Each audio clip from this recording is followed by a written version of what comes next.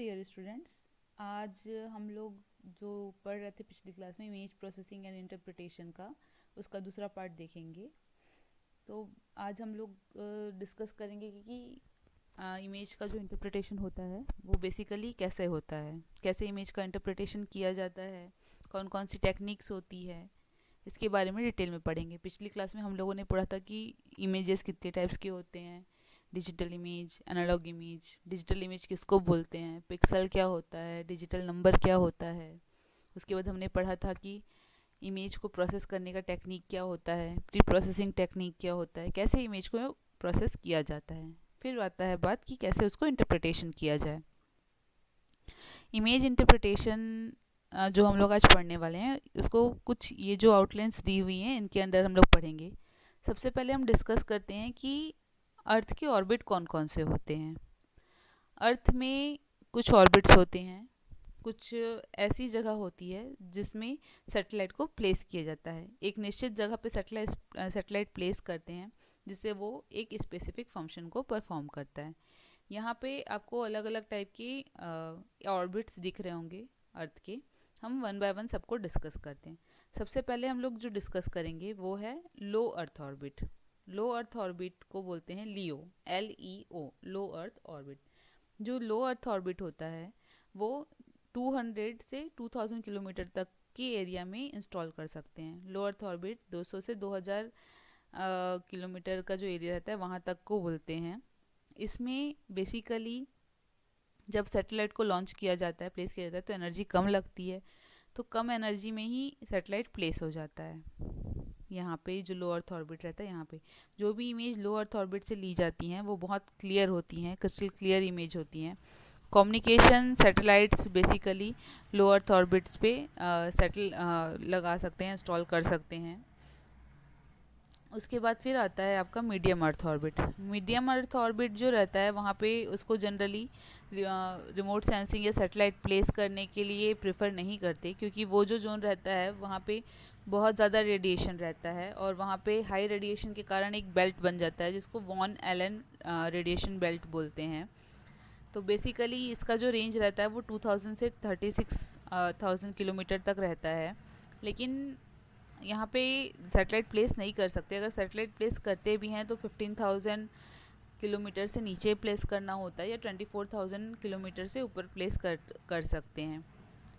कुछ GPS satellites इस जगह इस जगह पे प्लेस किए जा सकते हैं। उसके बाद आता है सन सिंक्रोनस सैटेलाइट। सन सिंक्रोनस जो ऑर्बिट्स होते हैं, ऑर्बिट्स मेनली वैसे मूव करते हैं जैसे कि अर्थ सन के अराउंड मूव करता है। ये जो सन सिंक्रोनस ऑर्बिट होते हैं ये नॉर्थ पोल और साउथ पोल से थोड़ा सा डेविएटेड होते हैं। मतलब कि नॉर्थ पोल और साउथ पोल के एग्जैक्ट नहीं बोल सकते, उसमें उसके अराउंड रिवॉल्व नहीं करते, पर थोड़ा सा आसपास ही रिवॉल्व करते हैं। सन सिंक्रोनस के पास में ही होता है polar earth orbit. Polar earth orbit basically north और साउथ पोल को कवर करता है और ये वर्टिकल डायरेक्शन में मूव करता है। तो दो ऐसे ऑर्बिट हैं जो कि वर्टिकल डायरेक्शन में होते हैं अर्थ के। एक होता है पोलर और दूसरा होता है सन सिंक्रोनस अर्थ ऑर्बिट। उसके बाद फिर आता है जियो सिंक्रोनस।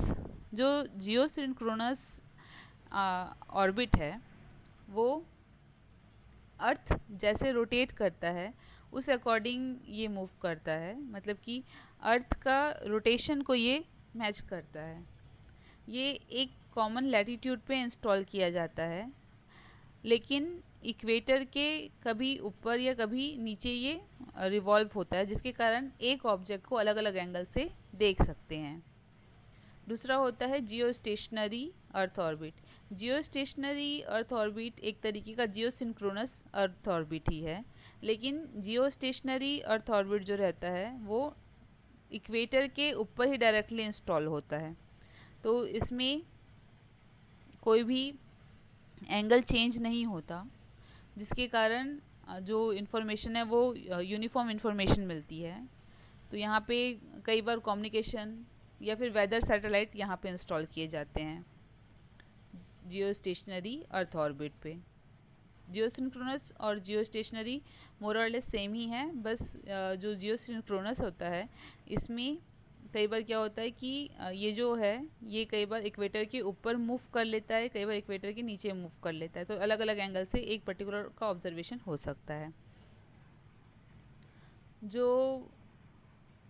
क्रायोसेट है, क्रायोसेट बेसिकली लो अर्थ ऑर्बिट में इंस्टॉल किया जाता है। ये जो क्रायोसेट है ये इन्वायरमेंटल वेरिएशन को स्टडी करने के लिए इंस्टॉल किया गया। ये एक सैटेलाइट है, बेसिकली आइस की थिकनेस को मेजर करने के लिए इंस्टॉल किया गया है। ये वाला जो सैटेलाइट है वो जीपीएस मीडियम अर्थ ऑर्बिट पे इंस्टॉल किया गया है और वो 20,000 किलोमीटर पे इंस्टॉल किया गया है। ये जो जीपीएस वाली जो सैटेलाइट है वो, उसके ह्यूबल ह्यूबल एक टेलीस्कोप है जिसको इंस्टॉल किया गया है लो अर्थ ऑर्बिट पे। ये बेसिकली यूनिवर्स को स्टडी करने के लिए किया गया है और इसमें एटमॉस्फेरिक इंटरफेरेंस की जो इफ़ेक्ट होती है वो नेग्लिजिबल होती है।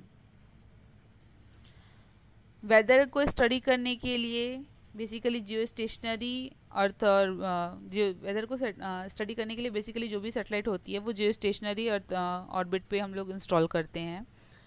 और ये जो सैटेलाइट होती है जहाँ पे कम्युनिकेशन सैटेलाइट्स होती हैं उनसे थोड़े से नीचे के स्पेस में रहती हैं, 5 to 10 किलोमीटर नीचे वाले एरिया में वेदर सैटेलाइट को इंस्टॉल किया जाता है।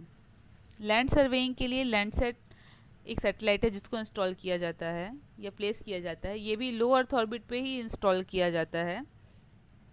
अराउंड एरिया ऑफ 500 से 700 किलोमीटर के एरिया पे इसको प्लेस किया जाता है, जो लैंड सर्वेइंग के लिए जो सैटेलाइट होते हैं वो। पोलर ऑर्बिट्स पे भी सैटेलाइट इंस्टॉल किए जाते हैं। ये जो एरिया होता है वो अप्रॉक्सीमेट 700 किलोमीटर तक होता है। आपका होमवर्क ये रहेगा कि आपको बताना है कि सन सिंक्रोनस पे कुछ सैटेलाइट्स के नाम जिनको इंस्टॉल किया जाता है, जियो सिंक्रोनस पे कुछ सैटेलाइट्स के नाम जिनको इंस्टॉल किया जाता है, कम्युनिकेशन सैटेलाइट्स के नाम, जीपीएस सैटेलाइट्स के नाम आपको पता करके बताने हैं।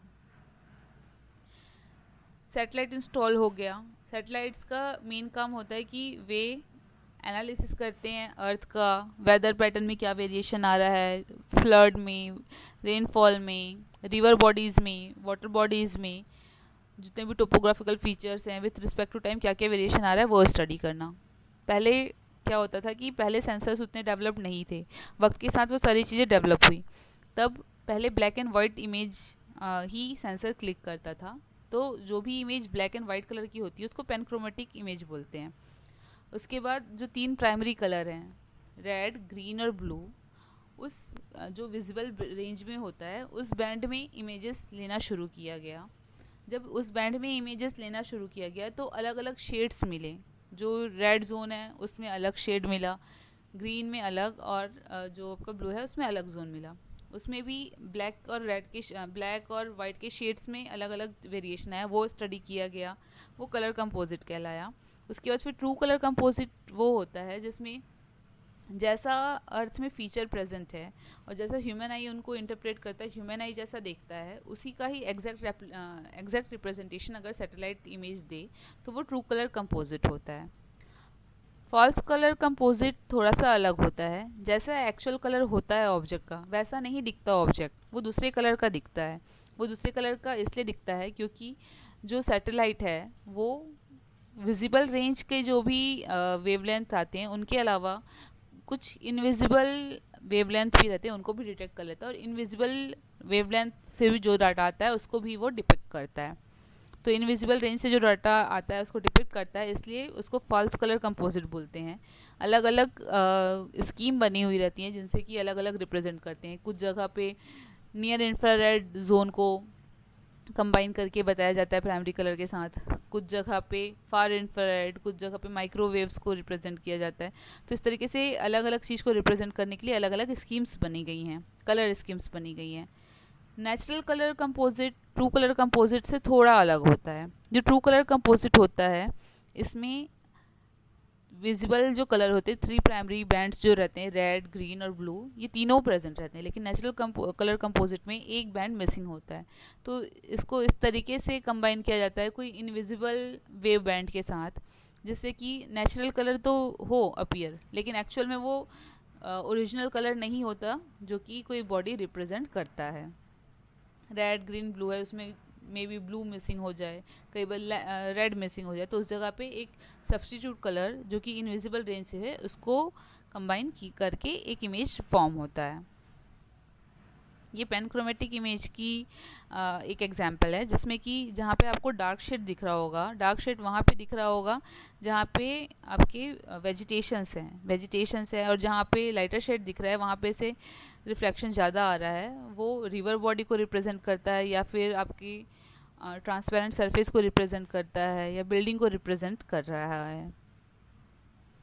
कलर कंपोजिट, ये एक इमेज है, ये normal colour composite key image है, जिसमें कि आपको 3 फीचर दिख रहे होंगे, X1, XS1, XS2 और XS3। ये 3 आपको दिख रहे होंगे। इसमें जो इमेज दिया गया है वो सेम है जो जैसा प्रीवियसली हमने देखा था, वही इमेज को यहाँ पे कलर कंपोजिट के फॉर्म में दिखाया गया है। इसमें इस इमेज को इंटरप्रेट करने के लिए हमको रिफ्लेक्शन की या फिर स्पेक्ट्रल नॉलेज होना ज़रूरी है। ये जो इमेज है ये स्पॉट नाम का सैटेलाइट जो है उससे लिया गया है, और जो ग्राउंड रिजोल्यूशन है उस सैटेलाइट का वो है 20 मीटर। जो XS1 है वो रिप्रेजेंट करता है ग्रीन बैंड, मतलब कि ग्रीन वेवलेंथ बैंड में ये इमेज ली गई है। XS2 है, उसको रेड वेवलेंथ बैंड में इमेज ली गई है। और जो XS3 है, XS3 को नियर इंफ्रारेड बैंड में लिया गया है, इस इमेज को नियर इंफ्रारेड बैंड में क्लिक किया गया है। तो आप देख सकते हैं कि जो रेड और ग्रीन बैंड है उसमें इमेज मोर और लेस सेम ही दिख रही है, लेकिन जो वेरिएशन है वो है इंफ्रारेड बैंड में इमेज अलग आ रही है। इसलिए इमेज डिफरेंट आ रही है क्योंकि जो नियर इंफ्रारेड बैंड है वो वेजिटेशन सबसे ज़्यादा रिफ्लेक्ट करता है, नियर इंफ्रारेड रेज को वेजिटेशन सबसे ज़्यादा रिफ्लेक्ट करता है, जिसके कारण जितने भी वेजिटेशन वाला एरिया है वो लाइट कलर का अपीयर हो रहा है। और वाटर बॉडी है या कोई दूसरी चीज़ है जो कि वेजिटेशन से थोड़ा सा अलग है, वो कम रिफ्लेक्ट कर रहा है, जिसके कारण वो डार्क कलर में अपीयर हो रहे हैं। ये ट्रू कलर कंपोजिट का एक डायग्राम है। आइकोनॉस नाम के सैटेलाइट से ये लिया गया है। तो इस इमेज में आप क्लियरली देख सकते हैं कि जो इमेज है ये ट्रू जैसा आपका एक्चुअल में कलर होता है किसी भी ऑब्जेक्ट का, ये उसी को ही रिसेंबल कर रहा है। फॉल्स कलर कंपोजिट में कलर वेरिएशन आ गया है, जिसमें कि जो रेड कलर रिप्रेजेंट कर रहा है वो है नियर इंफ्रारेड में जो भी आपकी ऑब्जेक्ट दिख रही है वो रेड कलर रिप्रेजेंट उसको कर रहा है, मतलब नियर इंफ्रारेड रेज में ऐसा रिप्रेजेंट हो रहा है कोई भी पर्टिकुलर ऑब्जेक्ट। जो ग्रीन कलर है, ग्रीन बैंड में जो दिख रही है जो भी चीज़ें वो आपको इसमें दिख रही हैं, मतलब कि जो रेड बैंड में जो भी चीज़ें ली गई हैं, रेड वेवलेंथ में जो भी इमेज लिया गया है वो ग्रीन कलर अपीयर हो रहा है, और जो ग्रीन बैंड में लिया गया है जो भी चीज़ या ग्रीन वेवलेंथ जो रिफ्लेक्ट कर रहा है जो ऑब्जेक्ट वो ब्लू कलर अपीयर हो रहा है। मीन्स अगर ऑब्जेक्ट आपका नियर इंफ्रारेड रेज को रिफ्लेक्ट करता है तो वो ऑब्जेक्ट आपका दिखेगा रेड कलर का। अगर रेड कलर को कोई ऑब्जेक्ट पर्टिकुलरली रिफ्लेक्ट कर रहा है तो वो ग्रीन कलर दिख रहा है, और अगर कोई ऑब्जेक्ट ग्रीन कलर को रिफ्लेक्ट कर रहा है तो वो ब्लू अपीयर यहाँ पे हो रहा है। ये फॉल्स कलर कंपोजिट है। इसी तरीके से बहुत सारे अलग अलग स्कीम बने गए हुए हैं। ये पर्टिकुलरली वेजिटेशन को स्टडी करने का स्कीम है, जिसमें कि 3 कलर बैंड लिए गए हैं, नियर इंफ्रारेड रेज, रेड और ग्रीन बैंड। ये तीनों को कंबाइन करके लिया गया है, जिसमें कि नियर इंफ्रारेड रेज जो है वो इनविजिबल है। नेचुरल कलर कंपोजिट थोड़ा सा अलग होता है ट्रू कलर कंपोजिट्स में। इस सेंसर में एक डिफेक्ट होता है, ये प्राइमरी कलर में जो 3 कलर होते हैं उसमें से एक कलर को स्टडी नहीं कर पाता है। मीन्स रेड ग्रीन ब्लू है तो उसमें से इधर ग्रीन ब्लू या रेड किसी भी एक कलर को ये स्टडी नहीं कर पाएगा, ये डिटेक्ट नहीं कर पाएगा, जिसके कारण कुछ इनविजिबल स्पेक्ट्रल बैंड रहती है, इनविजिबल स्पेक्ट्रल रेज रहते हैं, उनको इनके साथ कंबाइन किया जाता है ताकि एक क्लियर आइडिया हो जाए इस पर्टिकुलर इमेज के बारे में।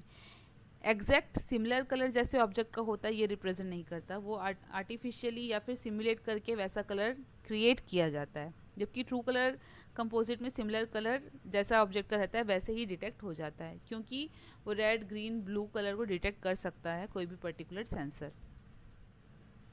इंटरप्रिटेशन बेसिकली क्या होता है, किसी भी ऑब्जेक्ट का इमेज जो कि एरियल फोटोग्राफ से लिया गया है या सैटेलाइट से लिया गया है उसके बारे में क्वालिटेटिव और क्वांटिटेटिव इन्फॉर्मेशन को गेन करना ही इंटरप्रिटेशन कहलाता है।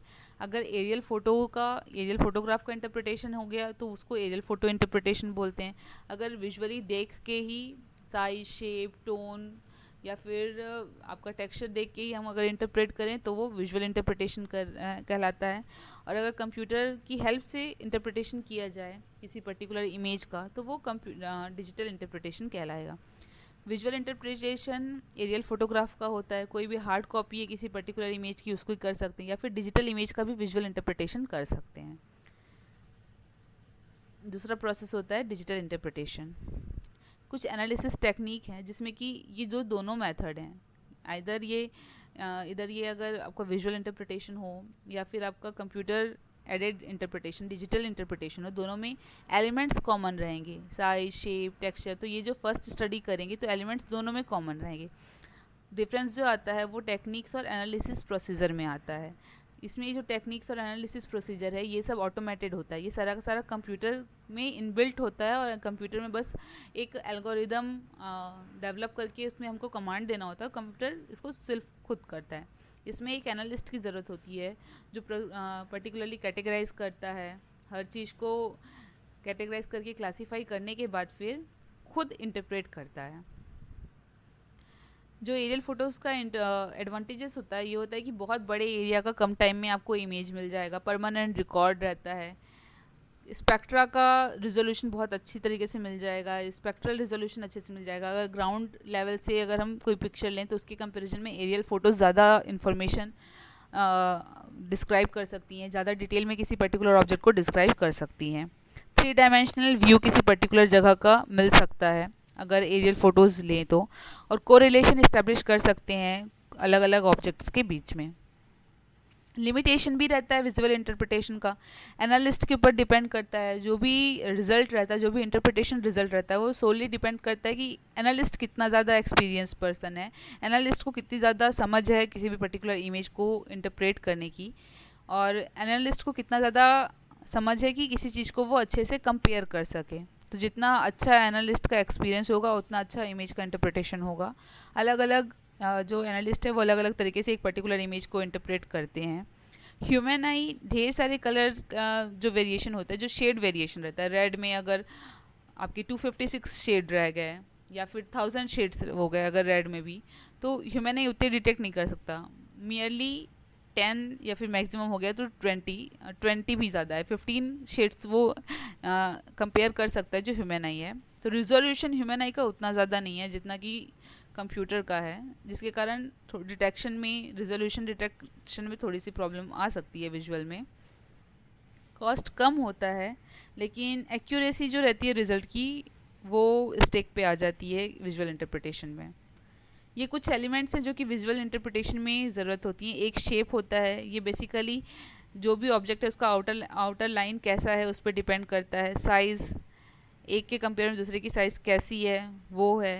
टोन मतलब कि कलर का ब्राइटनेस कैसा है, लाइटर दिख रहा है डार्कर दिख रहा है, किसी पर्टिकुलर लोकेशन का एरिया जो होता है वो साइट होता है। टेक्सचर में मीन्स रफ है, स्मूथ है, कोर्स है, फाइन है, वो टेक्सचर कहलाएगा।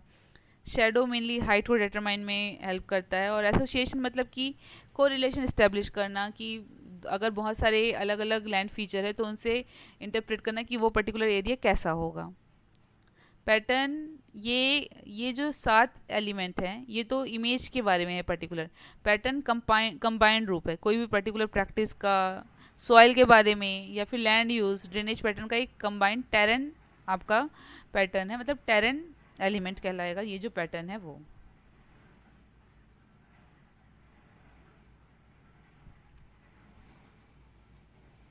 उसके बाद फिर आती है आपकी नेक्स्ट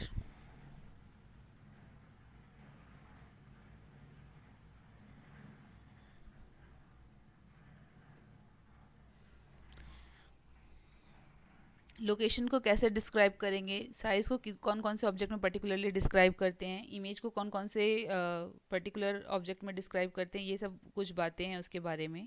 टेक्सचर्स को कैसे डिस्क्राइब किया जाए, पैटर्न, हाइट, साइड्स, उनके बारे में कुछ डिटेल दी गई हैं। जैसे टोन जो रहता है वो पर्टिकुलरली लाइट, इंटरमीडिएट या डार्क हो सकता है। टेक्सचर रफ, स्मूथ, इस टाइप से चेंज हो सकता है। पैटर्न भी लीनियर, रेक्टेंगुलर, सर्कुलर, स्टेप से वेरी कर सकता है।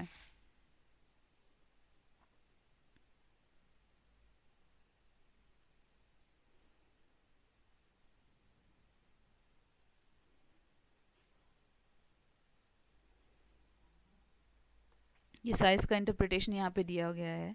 साइज़ जो बेसिकली दो टाइप के इंफॉर्मेशन देगा। पहला इंफॉर्मेशन की एक्चुअल में एब्सोल्यूट साइज़ क्या है किसी पर्टिकुलर ऑब्जेक्ट का, दूसरा रिलेटिवली कैसे डिपेंड करता है, कैसे वेरी करता है दो पर्टिकुलर ऑब्जेक्ट का साइज़, ये उस अकॉर्डिंग आपका वेरी करेगा, फ्लक्चुएट करेगा।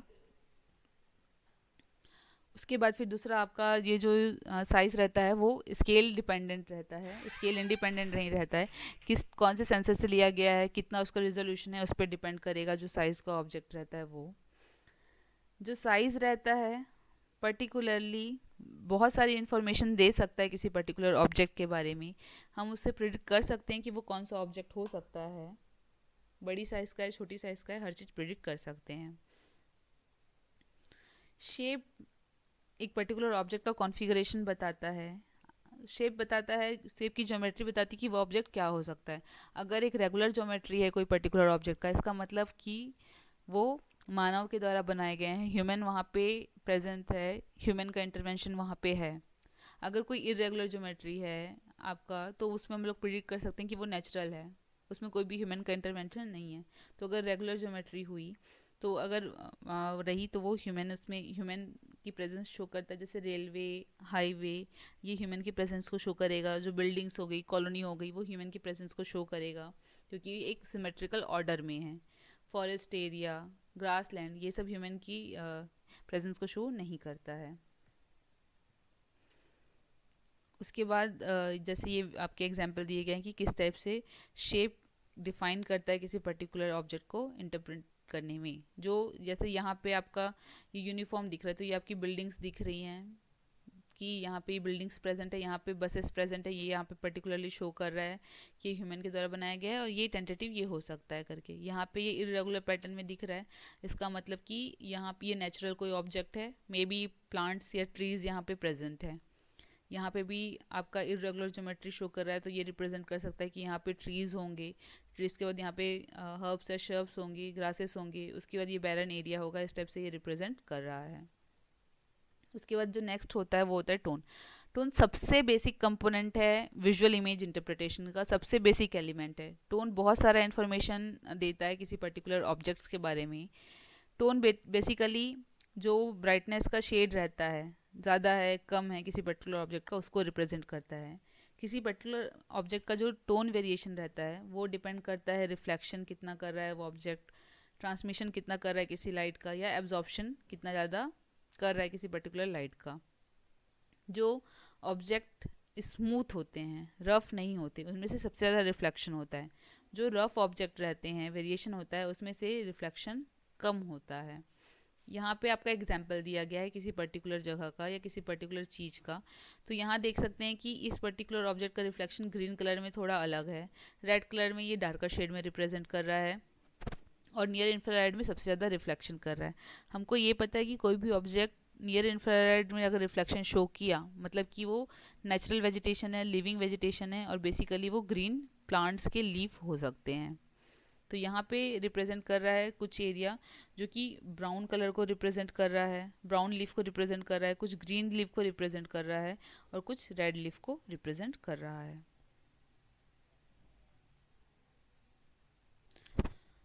यहाँ पे एक एग्जांपल दिया गया है कि अगर black and white panchromatic image है तो कैसे जो शेड्स रहते हैं कलर के वो वेरिएशन होंगे, और उसको अगर हम लोग शूडो कलर में देख लें, फॉल्स कलर कंपोजिट में अगर हम देखें तो वो कैसा दिखेगा। अगर कोई इमेज ली गई है वो थर्मल इंफ्रारेड जोन में ली गई है, तो बेसिकली जिस जगह का टेम्परेचर कम रहेगा वहाँ पे टोन लाइट कलर का होगा, मतलब वो एरिया जो है लाइटर कलर में रिप्रेजेंट होगा, और जहाँ पे टेम्परेचर ज़्यादा होगा वो एरिया जो रहेगा वो डार्कर कलर में रिप्रेजेंट होगा। सॉरी, एक मिस्टेक हो गई। जिस जगह पे हाई टेम्परेचर होगा वो लाइटर कलर में रिप्रेजेंट होगा, और जिस जगह का टेम्परेचर कम होगा वो डार्कर कलर में रिप्रेजेंट करेंगे। टेक्सचर और पैटर्न, ये दो बहुत इंपॉर्टेंट फीचर है, जिसमें पैटर्न जो है वो टेरन पैटर्न है, मतलब एक विस्तृत रूप का पैटर्न है। टेक्सचर बेसिकली बताता है कि कोई ऑब्जेक्ट रफ है कि स्मूथ है, फाइन है कि कोर्स है, उसके बारे में बताता है। और टोन का चेंज होता है उसकी फ्रिक्वेंसी को, आवृत्ति को बताता है। जो भी टोन चेंज होता है उसकी आवृत्ति को बताता है टेक्सचर। किस रेट से चेंज हो रहा है फ्रिक्वेंसी, मतलब किस रेट से चेंज हो रहा है टोन किसी पर्टिकुलर ऑब्जेक्ट का। टेक्सचर टोन, शेप, साइज और पैटर्न पे डिपेंड करता है। जो वाटर और ग्रास हैं वो बेसिकली स्मूथ टेक्सचर शो करेंगे, ट्रीज जो हैं वो रफ टेक्सचर शो करेंगे। पैटर्न कैसे अरेंज हुआ है कोई पर्टिकुलर ऑब्जेक्ट उसको रिप्रेजेंट करता है। अर्बन एरिया में ढेर सारे रोज और कॉलम बने होंगे, कोई ड्रेनेज पैटर्न होगा वो आपका अलग अलग ढंग का हो सकता है। सॉइल फाइन टेक्सचर का है, अगर पोअरली ड्रेन्ड है तो उसका जो डार्क कलर का अपीयर होगा, अगर वेल ड्रेन्ड है तो लाइट कलर का अपीयर होगा। यहाँ पे ये टेक्सचर के बारे में दिया गया है आपका। वाटर बॉडी है वो स्मूथ टेक्सचर रिप्रेजेंट कर रहा है, जो आपकी ग्रासेस हैं वो स्मूथ टेक्सचर रिप्रेजेंट कर रहे हैं, और अगर वेजिटेशन है, ट्रीज हैं, तो वो रफ टेक्सचर रिप्रेजेंट कर रहे हैं। पैटर्न ढेर सारे जो भी लैंड फॉर्म्स रहते हैं उनका एक कंबाइंड रूप रहता है, वो भी आपका वेरिएशन शो करता है और बहुत सारा इंफॉर्मेशन जनरेट करने में हेल्प करता है। शेडो जनरली यूज़ नहीं किया जाता, पर ये इसका जो मेन यूज़ है वो बता देते हैं आपको कि इसका जो मेन यूज़ है वो दो है। पहला कि किसी पर्टिकुलर ऑब्जेक्ट का हाइट डिटरमाइन करने के लिए। जो ऑब्जेक्ट अगर बड़ा होगा तो उसकी शेडो भी उतनी ज़्यादा होती है, अगर ऑब्जेक्ट छोटा होगा तो उसकी शेडो कम होगी। ऑब्जेक्ट एक्चुअल में दिखता कैसे है वो उसकी शेडो आपको डिफाइन कर सकती है। इसमें प्रॉब्लम ये आता है कि शेडो के आसपास जो भी ऑब्जेक्ट होगा, जो भी लैंडफॉर्म होगा, वो एक्चुअल में इंटरप्रेट नहीं कर सकते हम लोग उस पर्टिकुलर जोन में जो शेडो से कवर होता है उसका। शेडो के बाद हाइट और डेप्थ भी वैसे ही इंपॉर्टेंट है, एलिमेंट है जो कि इमेज को इंटरप्रेट करने में हेल्प करते हैं। एसोसिएशन, इन सारी जो तीन कैरेक्टरिस्टिक दिए गए इसमें एसोसिएशन सबसे ज़्यादा इंपॉर्टेंट है। एसोसिएशन मतलब कि हम आसपास के सराउंडिंग एरिया, एक्टिविटी और कोई भी फिनोमिना हो रहा है उसको देख के एज्यूम कर सकते हैं कि कोई पर्टिकुलर एरिया कैसा है। अगर जहाँ पे से बहुत ज़्यादा कोई पर्टिकुलर एरिया है, इमेज में अगर दिखे कि बहुत ज़्यादा किसी जगह से धुआं निकल रहा है, कोई पे ट्रांसफॉर्मेशन या मतलब ट्रांसफार्मर रखा हुआ रखने का प्लेस है जहाँ पे ढेर सारा कोयला रखा हुआ है, रेलवे ट्रैक जहाँ पे है, तो हम एज्यूम कर सकते हैं कि वहाँ पे कोयले से चलने वाला थर्मल पावर प्लांट होगा। अगर हम देखें कि कोई पर्टिकुलर एरिया है वहाँ पे सॉल्ट मतलब वहाँ पे आपका सॉल्ट वाले वाटर का आपका पैच बना हुआ है, उसके आसपास सॉल्ट बिखरे हुए हैं, तो हम एज्यूम कर सकते हैं कि वहाँ पे सॉल्ट फॉर्मेशन का यूनिट है। बिल्डिंग्स देखें, अगर आसपास वहाँ पे ढेर सारे प्लेग्राउंड्स बने गए हैं, बच्चों की एक्टिविटीज़ के लिए अलग अलग टाइप के स्ट्रक्चर्स बने गए हैं, तो हम एज्यूम कर सकते हैं कि वो आपका प्राइमरी स्कूल है। हाई स्कूल का स्ट्रक्चर अलग होगा, लैब अगर दिखे, ढेर बहुत सारे इंफ्रास्ट्रक्चर दिखे, तो हम एज्यूम कर सकते हैं कि वो कॉलेज एरिया है। इस तरह से अलग अलग वेरिएशन से एसोसिएशन करके एज्यूम कर सकते हैं या फिर इंफॉर्मेशन गेन कर सकते हैं किसी पर्टिकुलर प्लेस के बारे में। जितने भी एलिमेंट्स हैं उनको अरेंज किया गया है इंपॉर्टेंस के बेसिस पे। टोन सबसे इम्पॉर्टेंट फैक्टर है, उसके बाद सेकेंडरी में साइज, शेप और टेक्सचर आता है, उस अकॉर्डिंग ये आपको डिफाइन किया गया है। जिसमें सबसे इम्पॉर्टेंट है टोन, जो कि किसी भी पर्टिकुलर ऑब्जेक्ट के बारे में सबसे प्राइमरी इंफॉर्मेशन दे सकता है। दूसरा आता है डाटा इंटरप्रिटेशन डिजिटल मेथड से। डिजिटल मेथड्स जैसा प्री प्रोसेसिंग में जितना भी स्टेप था वो डिजिटल डाटा इंटरप्रिटेशन का बेसिक स्टेप होता है। सबसे पहले इंफॉर्मेशन एक्सट्रैक्ट किया जाता है अर्थ के बारे में सारे एलिमेंट्स को देख के, जैसे विजुअल इंटरप्रिटेशन में किए वैसे ही इसमें भी उन्हीं एलिमेंट को कंसिडर करते हुए इंफॉर्मेशन गेन करना होता है। फिर सैटेलाइट से जो इमेज आई है उसका करेक्शन करना होता है, geometric correction, radiometric correction, image को एनहांस करना होता है, फिर जो भी इंफॉर्मेशन आई उसको एक्सट्रैक्ट करना होता है।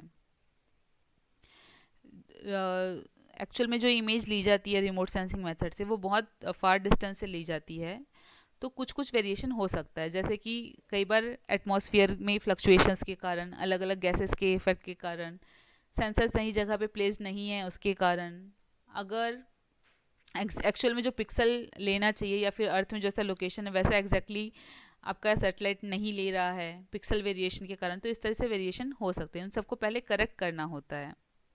जियोमेट्रिक करेक्शन बेसिकली अगर एग्जैक्ट पोजीशन नहीं रिप्रेजेंट कर रहा है कोई सैटेलाइट तब उसके लिए किया जाता है जियोमेट्रिक करेक्शन।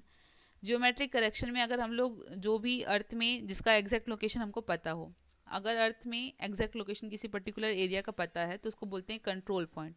उससे कंपेयर करके दूसरे अननोन पॉइंट का अगर हम लोग स्ट्रेच करके उस इन्फॉर्मेशन को स्ट्रेच करके किसी अननोन जगह का इन्फॉर्मेशन हम लोग अगर फिक्स करते हैं, उसको बोलते हैं रबर शीथिंग बोलते हैं, उस पर्टिकुलर चीज़ को रबर शीथिंग बोलते हैं। इमेज के करेक्शन को हम लोग बोलते हैं, इमेज का जो लैटिट्यूड लॉन्गिट्यूड करेक्शन होता है उसको बोलते हैं जियो रेफरेंसिंग। इमेज एनहांसमेंट की टेक्निक जो होती है, बेसिकली इसमें क्वालिटी इंप्रूव किया जाता है ताकि वो विजुअल इंटरप्रिटेशन में हेल्प हो जाए। डिजिटल इमेज जो रहती है उसमें कॉन्ट्रास्ट को फ्लक्चुएट करके, कॉन्ट्रास्ट को वेरी करके इमेज की क्वालिटी इंप्रूव की जाती है। इमेज में जो इन्फॉर्मेशन को एक्सट्रैक्ट करते हैं, इसमें ट्रांसफॉर्मेशन और क्लासिफिकेशन का टेक्निक यूज़ आता है। क्लासिफिकेशन में सुपरवाइज्ड और अनसुपरवाइज्ड क्लासिफिकेशन यूज़ करते हैं।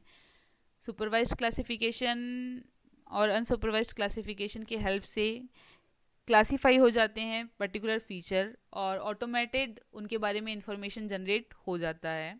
तो इस तरीके से जो आपके डिजिटल इमेज हैं उनको, उनका डाटा एक्सट्रैक्ट कर सकते हैं। हर मेथड की कुछ बेनिफिट्स होते हैं, कुछ एडवांटेजेस होते हैं और कुछ डिसएडवांटेजेस होते हैं। विजुअल इंटरप्रिटेशन का जो एडवांटेज है वो ये होता है कि ये सिंपल मेथड है, इनएक्सपेंसिव है, इंस्ट्रूमेंट और इक्विपमेंट बहुत कम लगते हैं, बस ब्राइटनेस और स्पेशियल जो कंटेंट होता है उसको देख के हम एनालाइज कर सकते हैं। सब्जेक्टिव क्वालिटेटिव इन्फॉर्मेशन इसके बारे में मिलता है, इससे मिलता है। डिजिटल इमेज प्रोसेसिंग के जो एडवांटेज हैं ये है कि हर चीज़ के लिए कॉस्ट इफेक्टिव है। अगर बड़े एरिया का इंटरप्रिटेशन कर रहे हैं तब कॉस्ट इफेक्टिव है, बार बार इंटरप्रिटेशन कर रहे हैं तब कॉस्ट इफेक्टिव है। अगर एक स्टैंडर्ड इमेज फॉर्मेट में बहुत सारे आपको इमेज चाहिए तब कॉस्ट इफेक्टिव मेथड है। कंसिस्टेंट रिजल्ट आपको बार बार मिलेगा और स्पीड से आपका जो भी इमेज का इंटरप्रिटेशन है वो फास्टली होगा। विजुअल में जो डीमेरिट है वही बहुत टाइम कंज्यूमिंग है, और एनालिस्ट अगर वेरी होता है, टाइम अगर चेंज होता है तो उस तरीके से इंटरप्रिटेशन जो होती है वो भी डिफरेंट डिफरेंट हो जाती है। डिजिटल इंटरप्रिटेशन में अगर छोटे एरिया का आपको इंटरप्रिटेशन करना है कोई भी इमेज का तो वो एक्सपेंसिव होगा। एक बार अगर आपको इंटरप्रिटेशन करना है तब ये एक्सपेंसिव मेथड है। स्टार्टअप कॉस्ट बहुत ज़्यादा हाई है इसका। इक्विपमेंट आपको बड़े कॉस्टली इक्विपमेंट चाहिए। एक्यूरेसी तो मिल जाती है पर उस एक्यूरेसी को बार बार आपको मेंटेन करना डिफ़िकल्ट हो जाता है। बार बार आपको इमेज बार बार आपको क्लिक करके उसको इंटरप्रेट करना पड़ेगा। डाटा भी एक्सपेंसिव होता है और सबसे इम्पोर्टेंट प्री प्रोसेसिंग लगती है किसी पर्टिकुलर डिजिटल इमेज के बारे में। यहाँ से आपका जो इमेज प्रोसेसिंग और इंटरप्रिटेशन का टॉपिक है वो ख़त्म होता है। नेक्स्ट क्लास में हम लोग ग्लोबल पोजिशनिंग सिस्टम के बारे में पढ़ेंगे। Thank you.